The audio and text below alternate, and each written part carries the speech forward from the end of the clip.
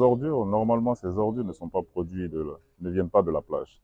Ces ordures viennent de la mer, c'est la mer qui les ramène, ou viennent de la population dans les rues, dans les quartiers. Donc, c'est un défi majeur auquel on fait face et c'est difficile à gérer tout seul.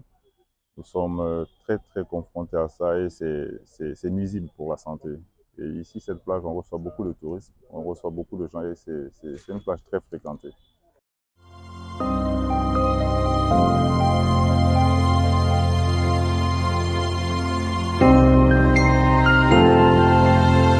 Et plus les plastiques prennent du temps, ils se désintègrent, ils deviennent des microplastiques. Et ces microplastiques-là vont se retrouver dans la chaîne alimentaire, ce qui est très nuisible pour la santé.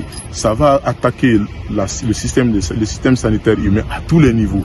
Donc ça, c'est le premier problème. Et le deuxième aussi, ça menace la vie des espèces aquatiques et dont nous dépendons en partie pour l'alimentation.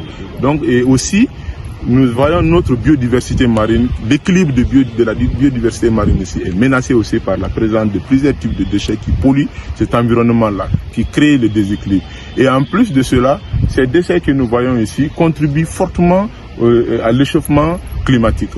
Parce que chaque déchet ici a une empreinte carbone, donc cela veut dire que s'ils ne sont pas gérés en contact du soleil, ce sont des méthanes, ce sont des gaz à effet de serre qui sont émis. Et ce qui est encore plus contraignant, certains types de déchets contribuent ici à la pollution de l'eau et une partie de ces eaux-là se rejette ici, n'est-ce pas, au niveau des domaines agricoles, ce qui provoque la salinisation du sol, la pollution du sol. Et pour terminer aussi, ces déchets plastiques-là ces déchets quand même qui sont très mal gérés, contribuent, n'est-ce pas, aux catastrophes et des urgences environnementales qui peuvent provoquer des urgences humanitaires.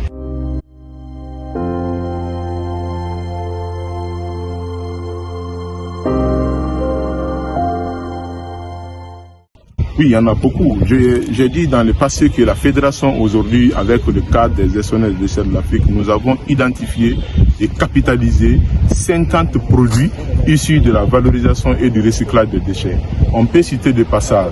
Aujourd'hui, nous pouvons faire des sacs écologiques que les enfants peuvent utiliser dans les écoles, que les footballeurs peuvent utiliser, que les transporteurs peuvent utiliser, avec plusieurs designs. Nous pouvons faire aujourd'hui des tables écologiques comme ça à partir de plastique ou à partir de pneus. Nous pouvons faire des pavés écologiques, soit des pavés à usage domestique ou des pavés autobloquants. Nous pouvons faire aujourd'hui les piquets, les bornes kilométriques, beaucoup de choses avec le plastique là. On peut en faire des tables bancs écologiques pour satisfaire le déficit dans les écoles à partir de ceci.